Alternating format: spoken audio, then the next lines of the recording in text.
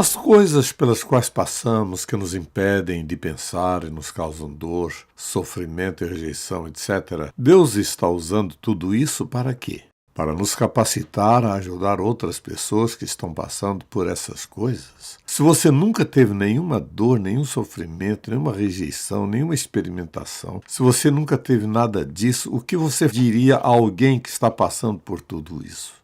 Mensagem de hoje: para baixo, mas não para fora. Você se lembra da última vez que você se sentiu desanimado, incompreendido, desamparado? Quer saber o que estava acontecendo em sua vida? Talvez você tenha se sentido excluído, maltratado ou talvez desesperado. Alguns de vocês já passaram por algo parecido? Todos nós já sentimos um pouco desanimados. Então fazemos a pergunta: o que você fez a respeito disso? Como você reagiu? Algumas pessoas só querem parar, querem ir embora, querem culpar alguém, querem culpar Deus. Olham para as suas circunstâncias e daí? Às vezes se perguntam se a vida vale a pena viver. Então, o que você acha? Como estão as suas finanças? Recentemente estava eu conversando com uma senhora muito triste. Uma tristeza presente não só nas suas palavras, mas também escrita em seu rosto. Às vezes a tristeza tem como fonte as finanças, ou o casamento ou a saúde. Muitas vezes é o trabalho desagradável, ou é porque não ganha dinheiro suficiente. Há um monte de pessoas hoje que não conseguem recursos suficientes para viver. Talvez a fonte da baixa estima seja a escola.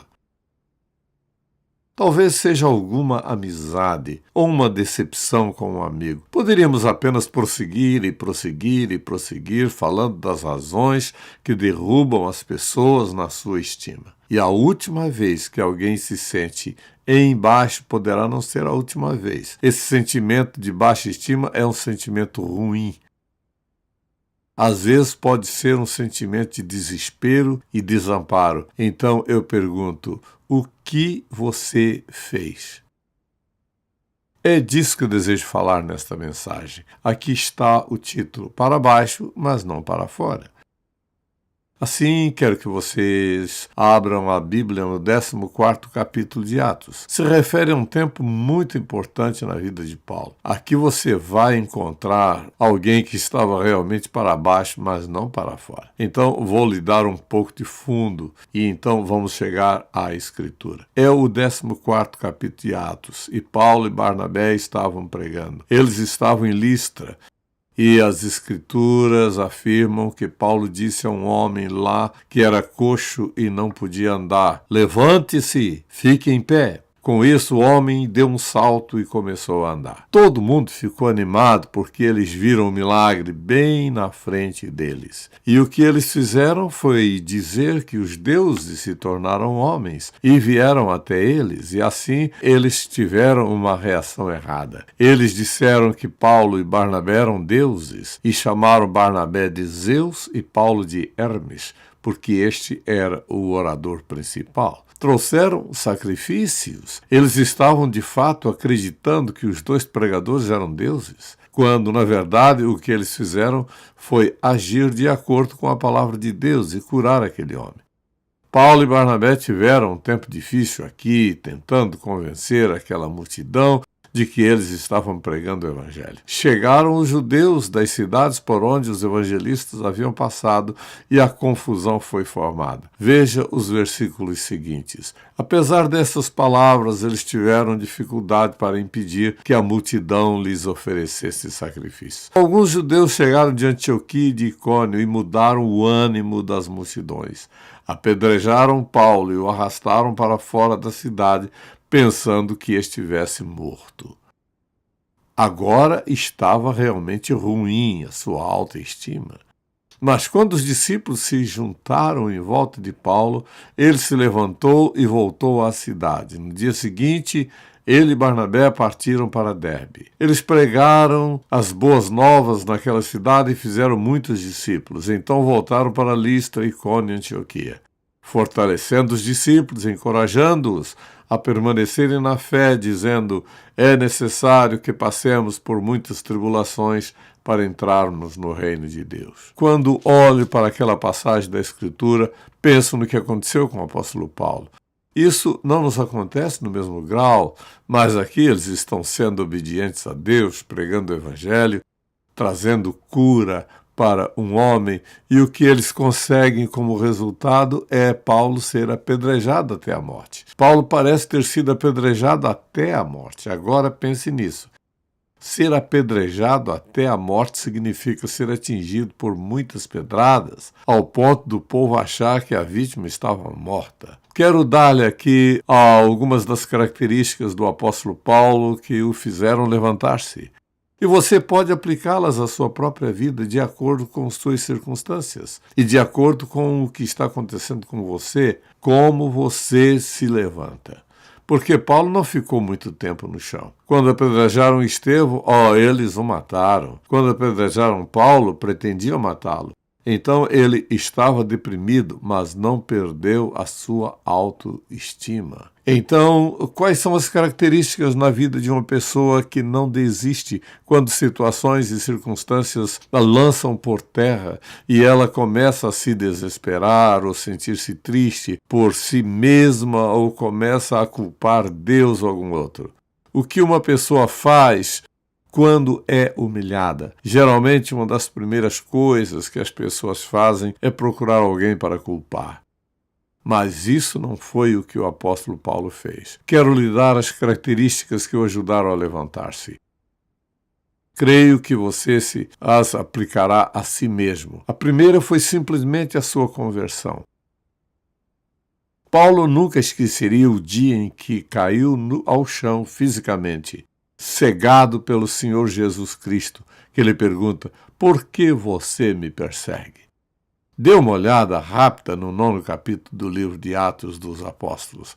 Lá a Escritura diz: ele caiu por terra e ouviu uma voz do céu que lhe dizia: Saulo, Saulo, por que você me persegue? Lembre-se que o seu nome então era Saulo. Então perguntou: quem és tu, Senhor? Ele respondeu: eu sou Jesus, a quem você persegue. Ele nunca esqueceria isso. Sua experiência de conversão foi uma experiência inesquecível para ele. Quando o Senhor falou com ele e o salvou, ele disse para onde ir e com quem ele falaria e o que aconteceria com a sua vida. E, claro, assim que sua cegueira foi tirada, ele começou imediatamente a pregar o Evangelho. Quando sua autoestima vai ao chão, uma das primeiras coisas que você deve lembrar é que você foi salvo por Jesus. E Ele não o salvou para ficar por baixo. Ele salvou de tudo que você está passando na vida. Você se levanta e continua. E o apóstolo Paulo é o exemplo perfeito disso. Ele poderia ter dito mais tarde: bem, Senhor, se tu realmente me amaste e me salvaste, por que permitiste que eu fosse apedrejado até a morte tão cedo na minha vida? Nada disso. Ele se lembrou da sua experiência de salvação e da pergunta de Jesus: Saulo, Saulo, por que você me persegue? Quantos de vocês se lembram do dia em que foram salvos? Amém. Então você se lembra disso? É muito importante que você e eu nos lembremos da experiência da salvação, porque foi o nosso começo com Ele. Foi quando os meus pecados foram lavados. Foi quando Ele escreveu o nosso nome no livro da vida do Cordeiro. Foi quando você se tornou um filho de Deus e não importa o que você enfrenta na vida, não importa o que aconteça, devemos estar sempre lembrando que fomos salvos pela graça de Deus. O que quer que aconteça aqui, meu nome está escrito no livro da vida do Cordeiro e eu vou louvá-lo apesar disso. Ouça, quando você está louvando a Deus, você não pode ficar por baixo. Você tem que se levantar. Deus permite que você se levante. Então, eu gostaria de lhe dizer que a primeira coisa que você deve lembrar é da sua experiência de conversão. E a segunda coisa que aconteceu com Paulo foi a sua convicção. Se você abrir a sua Bíblia no capítulo 1 de Filipenses, quero que você note, no 16º versículo, a segunda coisa que o levantou. Está no versículo 16, quando Paulo disse: sabendo que aqui me encontro para a defesa do Evangelho. Ele começa no versículo 15. É verdade que alguns pregam Cristo por inveja ou rivalidade, mas outros o fazem de boa vontade. Estes o fazem por amor, sabendo que aqui me encontro para a defesa do Evangelho. Então, o que o levantou foi isto. Ele conheceu seu propósito na vida. Ele sabia que não era apenas uma vítima de pedradas. Ele havia sido designado pelo Senhor Jesus Cristo para pregar o Evangelho. E assim, quando penso nisso, penso no que o motivou. Ele estava supostamente morto. Vamos dizer que ele estava meio inconsciente, mas começou a estar consciente do que se passava. E o que teria ele dito? Eu não posso suportar isso, eu não tenho que aturar isso. E se levantou. O que mais aconteceu? Lembrou-se de que Jesus Cristo havia designado, foi escolhido. Ele tinha um propósito, um sentido de direção, que era pregar o Evangelho do Senhor Jesus Cristo. E também, quando penso nisso, penso também no que ele fez no capítulo 4 de Filipenses. Por exemplo, olhe para os versículos 11 a 13. Não estou dizendo isso porque esteja necessitado, pois aprendi a adaptar-me em toda e qualquer circunstância. Sei o que é passar necessidade e sei o que é ter fartura. Aprendi o segredo de viver contente em toda e qualquer situação, seja bem alimentado, seja com fome, tendo muito ou passando necessidade. Tudo posso naquele que me fortalece. Cada um de nós cita o versículo 13 muitas vezes. Assim, quando você se sente abatido, você não permanece abatido. Você se lembra de alguma coisa. Você se lembra de uma convicção que deveria ter.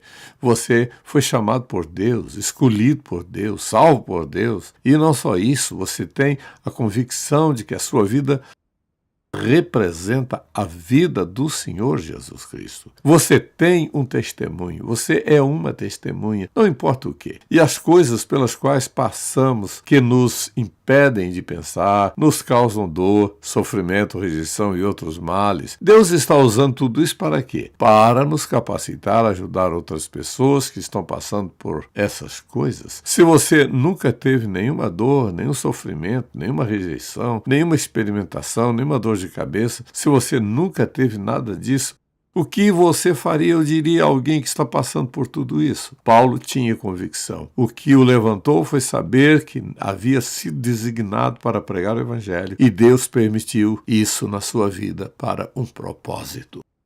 A terceira coisa é a confiança de Paulo. Paulo tinha incrível confiança.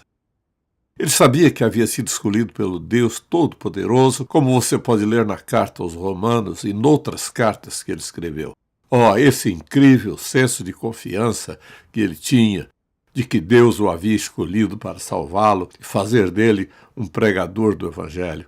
Gosto de pensar em Romanos, capítulo 8, quando olho para a confiança e segurança de Paulo. Olhe para isso, por exemplo. Ele diz, começando no versículo 35 de Romanos, capítulo 8, quem nos separará do amor de Cristo? Será tribulação ou angústia, ou perseguição, ou fome, ou nudez, ou perigo, ou espada? Ele já havia experimentado tudo isso. Isso o separaria de Cristo? Como está escrito, por amor de ti enfrentamos a morte todos os dias. Somos considerados como ovelhas destinadas ao matadouro. Mas em todas estas coisas, somos mais do que vencedores por meio daquele que nos amou. Pois estou convencido de que nem morte, nem vida, nem anjos, nem demônios, nem o presente, nem o futuro, nem quaisquer poderes, nem altura, nem profundidade, nem qualquer outra coisa na criação será capaz de nos separar do amor de Deus que está em Cristo Jesus,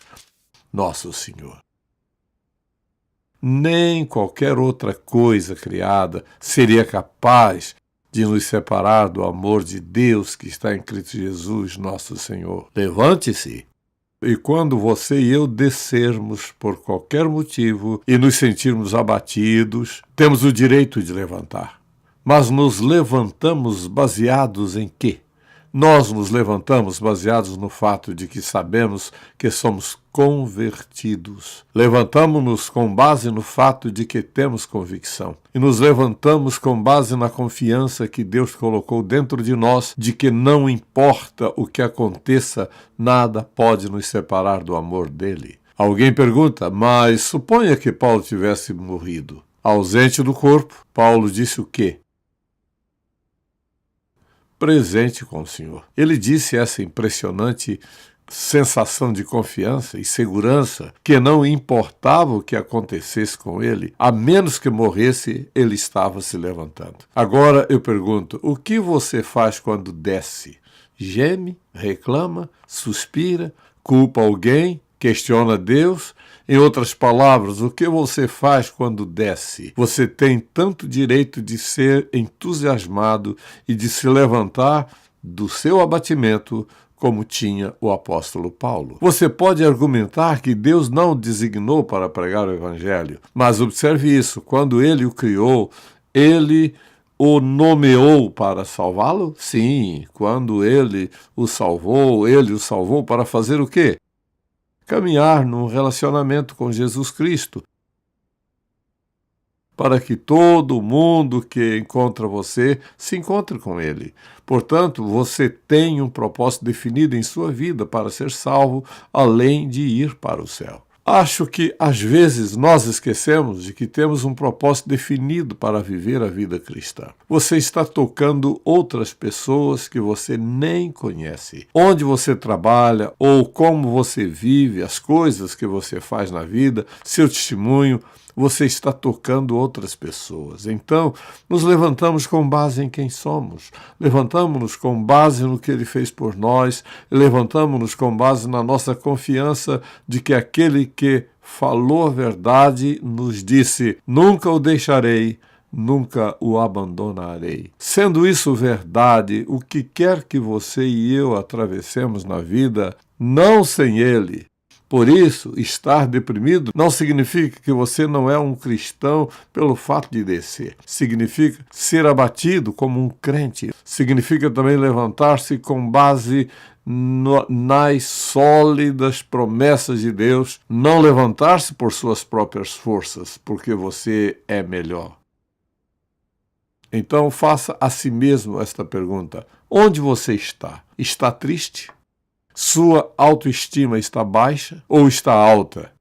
Se estiver alta, em que base está? Veja isso, você pode estar na base, seu casamento está bem, você tem muito dinheiro, você dirige um bom automóvel, você mora numa bela casa, você se veste, muito bem, você tem amigos, tudo está indo numa boa direção, sua autoestima está alta. Tudo isso não é bem real, francamente, porque não tem uma base sólida. Há pessoas que vivem como o diabo e têm tudo isso.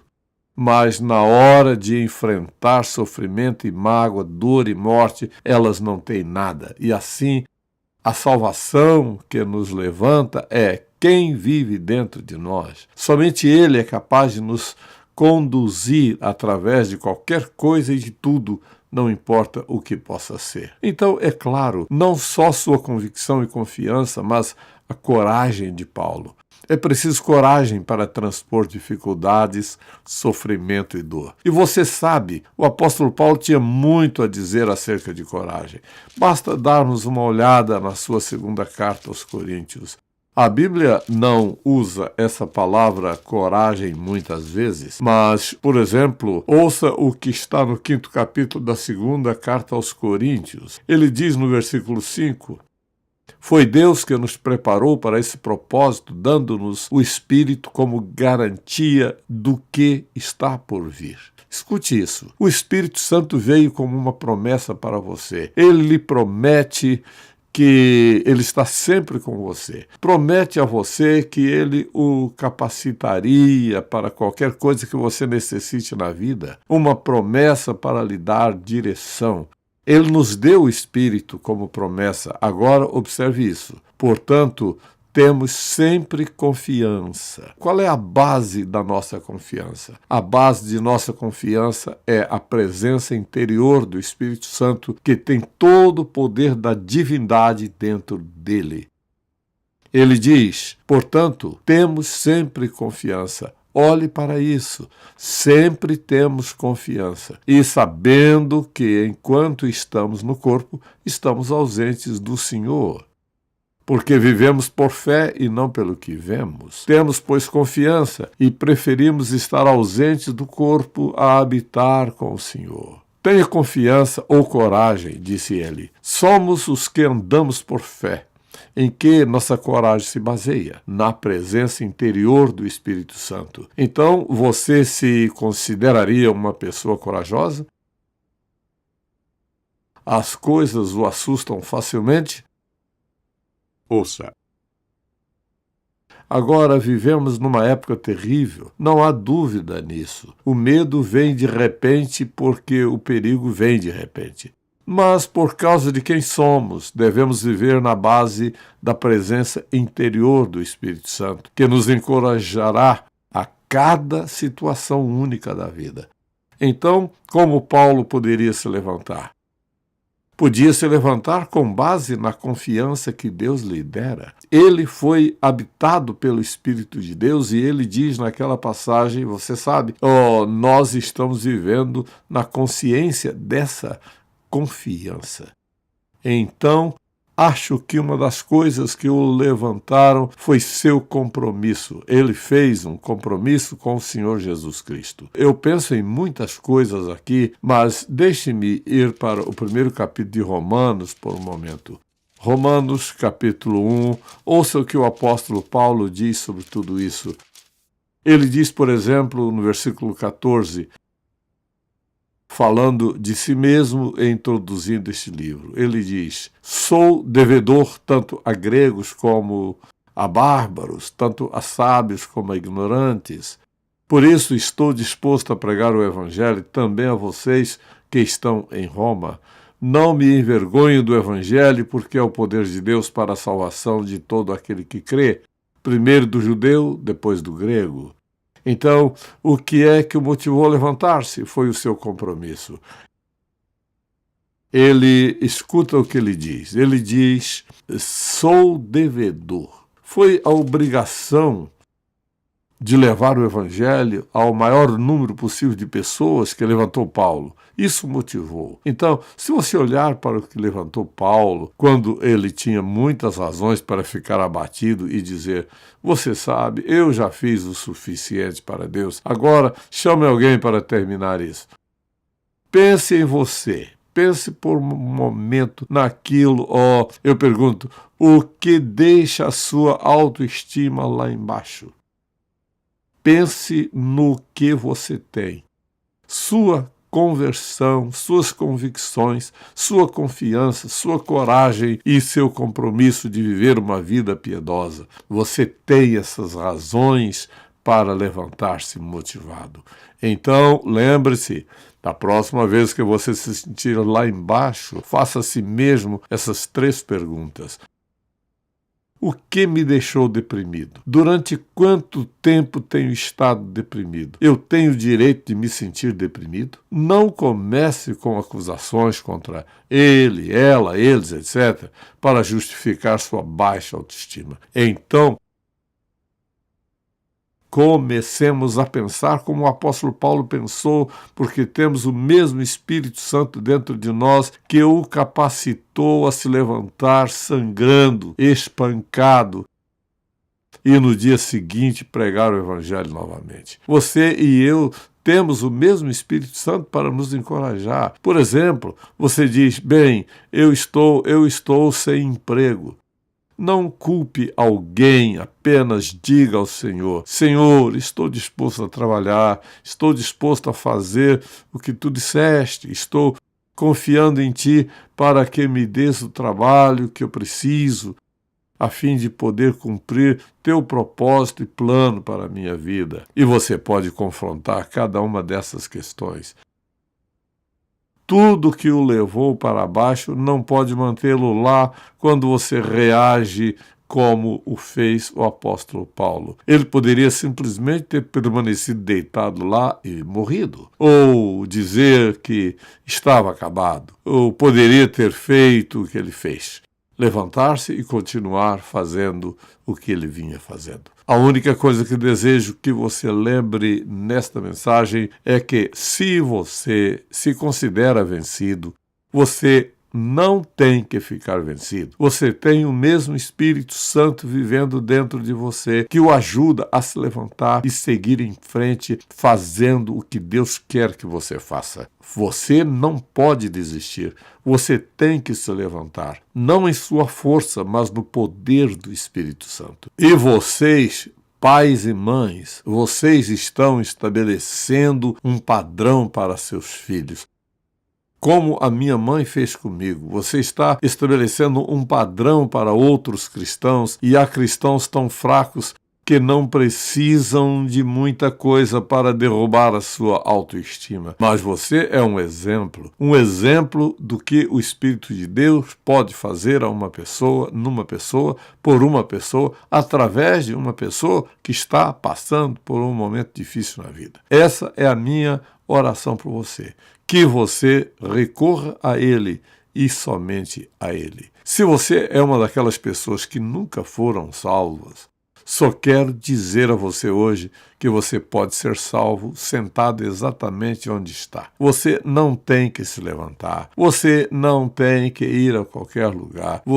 Se você está disposto a pedir ao Senhor Jesus Cristo para perdoar os seus pecados e igualmente disposto a se entregar a Ele, sua vida pode estar numa bagunça, pode estar tão ruim que você nem imagina. E pergunta se Deus vai salvar você. Sim, Ele vai. Quem crer nele, depositar sua confiança nele, será perdoado de seus pecados e terá o dom da vida eterna. É meu desejo que todo aquele que se sente vencido pelas dificuldades possa entregar ao Senhor hoje esses sentimentos negativos, agradecido a Ele pelo fato de estar dentro de você através do Espírito Santo, lhe dando a sua força, confiança, segurança, ousadia, coragem. Que quando você sair daqui, saia para encarar a vida pronto. Amém? Obrigado, Senhor, por salvar alguém hoje. Dê a eles a coragem de contar logo a alguém a sua experiência de salvação. E obrigado por tudo, Senhor, pelas pessoas que tomaram a decisão hoje de se levantar e andar no poder do Espírito Santo. Em nome de Jesus. Amém. Se você foi abençoado pelo programa de hoje, por favor, visite-nos em ministérioemcontato.com. Ou se você deseja receber uma oração, ligue 0800 891 3597. Tocando o mundo com uma paixão por Deus e compaixão pelas pessoas. Em Contato com o Dr. Charles Stanley. É uma produção da InTouch Ministries, Atlanta, Geórgia, Estados Unidos. Este programa só é possível pela graça de Deus e a fidelidade de nossos parceiros de ministério ao redor do mundo.